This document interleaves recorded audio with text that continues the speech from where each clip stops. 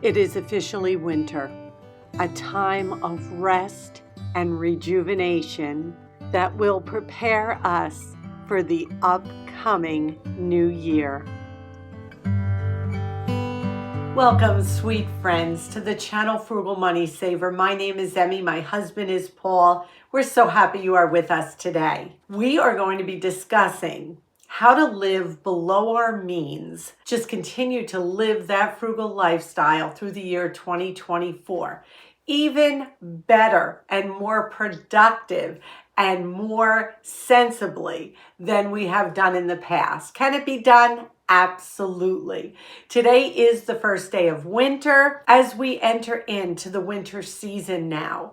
It is really a quiet time of reflection. There is a lot of preparing for the new year in the form of rebudgeting our budgets. Yes, that is a real thing, to look at your budget and figure out if there are any changes that need to be made, how we can streamline our lifestyles to make them more efficient so that we're able to have a lot more downtime to spend wisely, to make sure our money is going where we want it to go. And if it's not, to redirect those finances. So much that we want to look forward to and accomplish in 2024.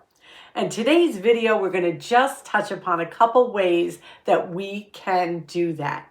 And the first thing we're going to talk about is an expense tracker, but we're keeping it real when we talk about this expense tracker. We have been keeping track of our expenses going on about 6 or 7 years. And we had to start that expense tracking a year before Paul retired because we wanted to make sure financially we had enough money for those essential needs in our life. And as we went on, unfortunately, my expense tracking got generalized. And I'm going to explain that to you and how to avoid that. Now, what is an expense tracker? An expense tracker is a sheet of paper that you write down every dollar or penny that you spend within a month. That's all essential spending, which are your bills, medications, anything that you need to do, and then the non-essentials, which are those little add-ons that we tend to treat ourselves to once in a while. And what has happened as the years have gone by,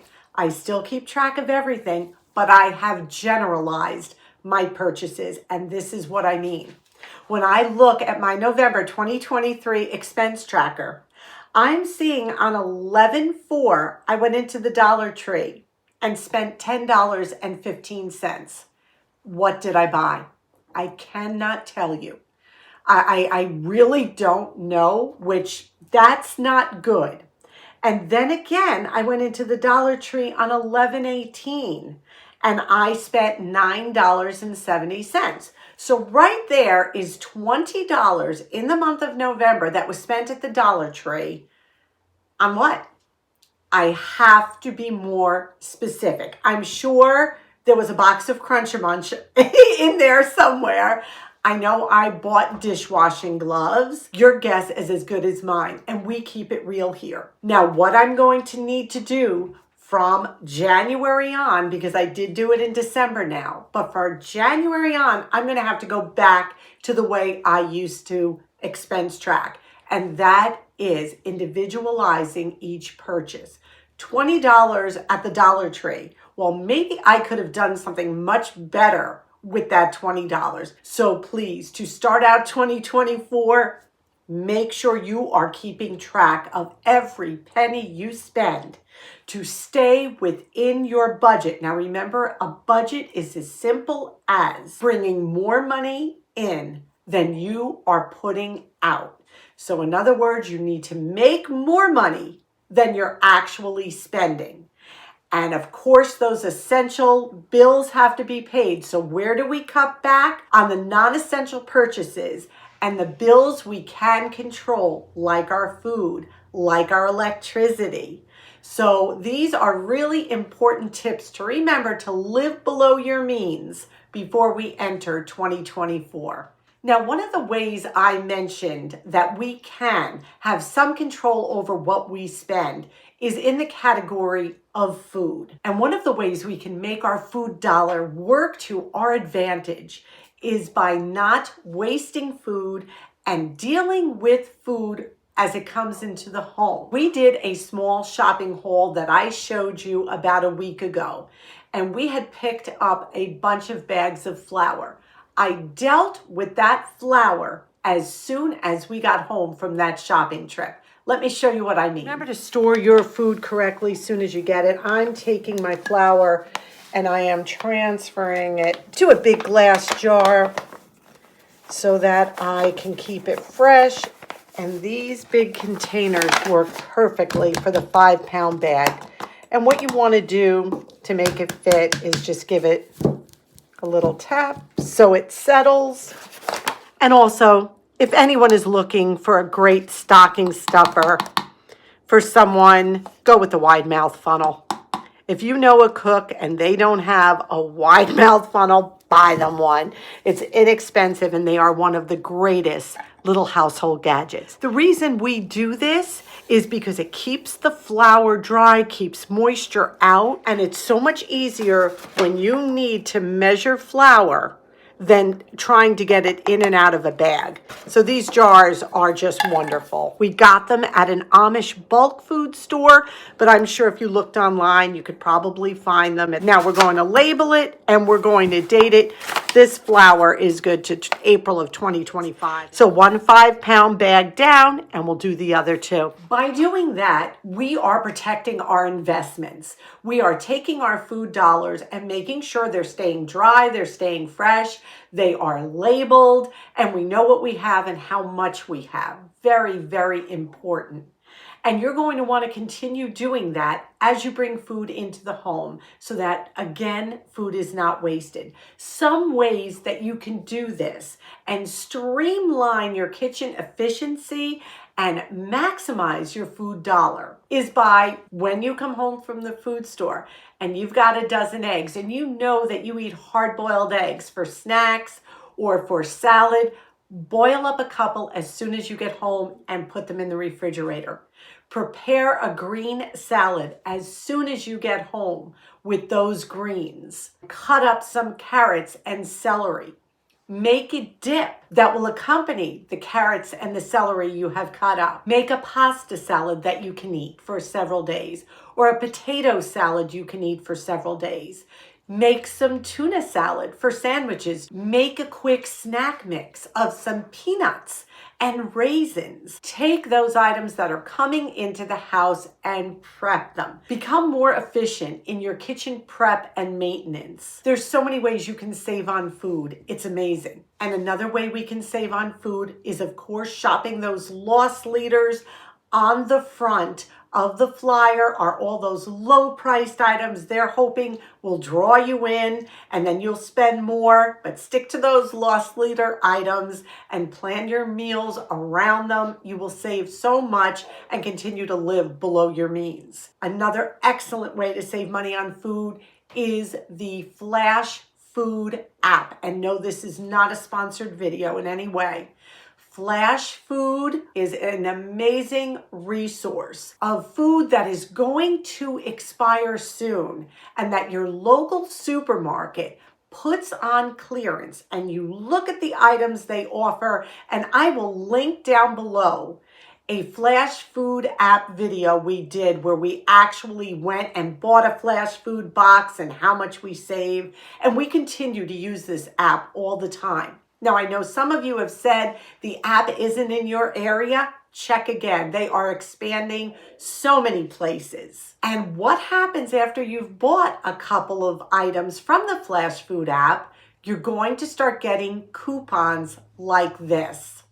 This came in as a text from our local Stop and Shop, and they gave me $5 off of a $7 order. About a week later, we also used Tops Supermarket with the Flash Food app, and they gave us a 5 off of 7. So you're getting $7 worth of produce or meats, and you're paying $2. And that is already a greatly reduced price that the app is selling the meat or the produce for. If you have not checked in a while, check to see if that flash food app has moved into your area. And not only are you going to want to save money on food, but you're also going to want to be more efficient in the kitchen. Efficient in the kitchen, yes. We want to streamline our work process while we're in the kitchen. And I am going to share something with you that was one of these aha moments in our life. Well, I should say in my life. I am a seasoned homemaker. So meaning I have always cooked. We don't eat out a lot. And there are still things I am learning. And there's still things that I want to share with you. This next segment took me, oh my goodness, I have been in this house over 30 years. So it has taken me over 30 years to figure this out. So we're going to turn the camera around, and I think you're going to be a little shocked and amazed, but we keep it real, and I really do want to share this with you. So here you go. Here's a little corner of our kitchen. My stove is here. My sink is here. It would make most sense for this drawer to be filled with cooking utensils. All right, other than the gloves, having a drawer filled with this stuff next to a stove is a really poor use of my time. It's inefficient and it doesn't make sense. So why did it take years for me to wake up and be like, wow, this should be filled with cooking utensils? So today, let's do a little organizing, let's do a little decluttering, and make this kitchen a little more practical. You know we keep it real, and I'm sure some of you are rolling your eyes at me right now. Well, you're a seasoned homemaker.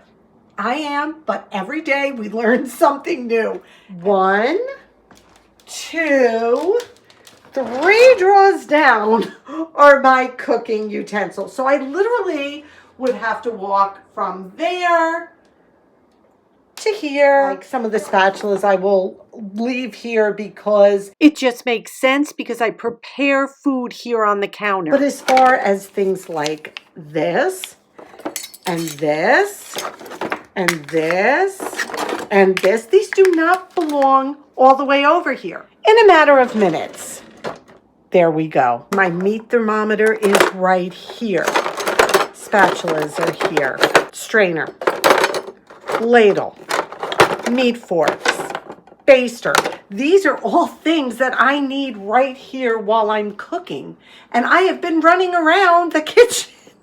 I know, don't judge, okay? Don't judge. Make me feel better. Leave something in the comments section below that all of a sudden it was like an aha moment for you. The other drawer that has cooking utensils is right here, and that is adjacent to the counter so that my whisks, the knives, spatulas here too. So I think this is really much more efficient.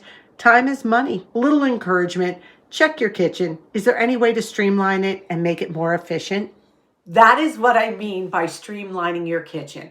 Look around your kitchen. How can you make it work more efficiently for you so that you can work less? If there are appliances you use all the time, store them someplace where they're easy to remove and get to. Utilize the small appliances you have, the toaster ovens, the crock pot, my personal favorite, the air fryer, my personal favorite. Use what you have to make your cooking more efficient and easier for you. Another tip we want to share with you to keep you living below your means. And this is one that we have got to be diligent with, is to check your receipts when you leave a store and to check your bills if you are eating out anytime. Let me tell you what happened. Paul and I went out to eat with our cousins and my brothers about a week or so ago. I think there was 12 of us, and we all got individual checks. So you could order what you want, which is great. Always try to do that if you go out, so that you are not paying for food that you did not eat or alcoholic beverages that other people may have ordered. It's just a great way to go out and eat. We had a lovely meal. It was so great to be with family and just celebrate. We don't get together that often. So this was just a wonderful, wonderful time. And at the end of the meal, everybody got their check. And this is my cousin, Georgiana. And this is not edited. This is real life. I want you to see what happened when she received her bill.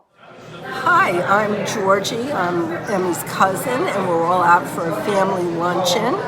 And Emmy pointed out that we needed to check our bills, and sure enough, they overcharged me $18. So it's very important that you check those bills. She had been overcharged $18 for an item she never got. So please do not be embarrassed to check your bills. The other thing is, before you leave a grocery store, look at your receipts. Make sure all your sale items came up on sale. And if they didn't, please go to the courtesy desk. They will make it right. Another thing I want you to check for is that you are not leaving food. After you package all your packages of food, put them in the bags at the end of the checkout counter. The other day, Paul and I were in the store. There was a package of cream cheese left. Somebody had walked out and left a package of cream cheese there. I brought it up to the courtesy desk and told them someone had left it. Hopefully somebody will come back. At the end of registers now, there are magazines, free magazines you can take. They keep their bags that you can buy at the end of the cash register line. So food can get trapped under there. Make sure you have everything. Check your cart before you put your food in the car. How many times Paul and I have seen cases of water in a cart left in the cart roundup area. So these are little things, but they do add up. $18 my cousin would have been charged. And I told everybody at the table, check your bill. Do not be embarrassed to speak up if you are overcharged. No one is doing it maliciously. This is a busy, busy time in restaurants and grocery stores. And these people work hard for us, the waitresses and the waiters and the cashiers.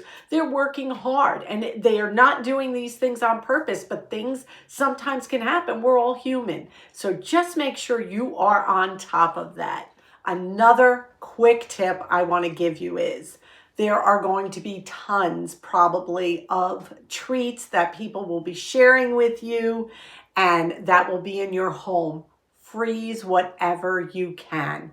You're going to want to pull out those extra cookies in January. You're going to want to pull that extra bag of chocolate covered pretzels out of the freezer come January for our low and no spend. So make sure you preserve as much of the food that you have left over from the holidays as you possibly can.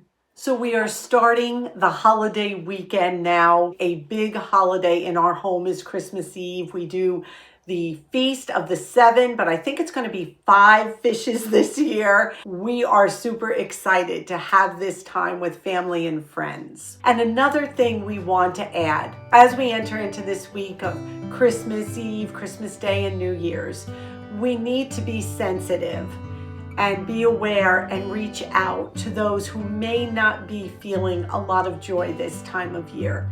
Maybe they're alone. Maybe they have lost someone close to them recently. There are so many different situations. Maybe they've just recently lost work. We don't know. So make sure those people who are near and dear to you that you touch base with, let them know how special they are. Let them know you love them. That is what this season is truly, truly all about. And we also want to thank each and every one of you for the beautiful cards you've sent, for the gifts you have sent. It's humbling, and we thank you so, so much. You have no idea how much you all mean to us. We have sent out thank you notes, and if you haven't gotten a thank you note yet, hold on. We're getting them out. We thank you again for sharing this time with us. Our question of the day, please leave us down below one tip that you are going to implement to live below your means come 2024. Again, we thank you so much for being here. We ask that you please give this video a big thumbs up. Subscribe if you haven't. We ask you to be well. We ask you to be safe. We wish you a very, very merry and blessed Christmas season.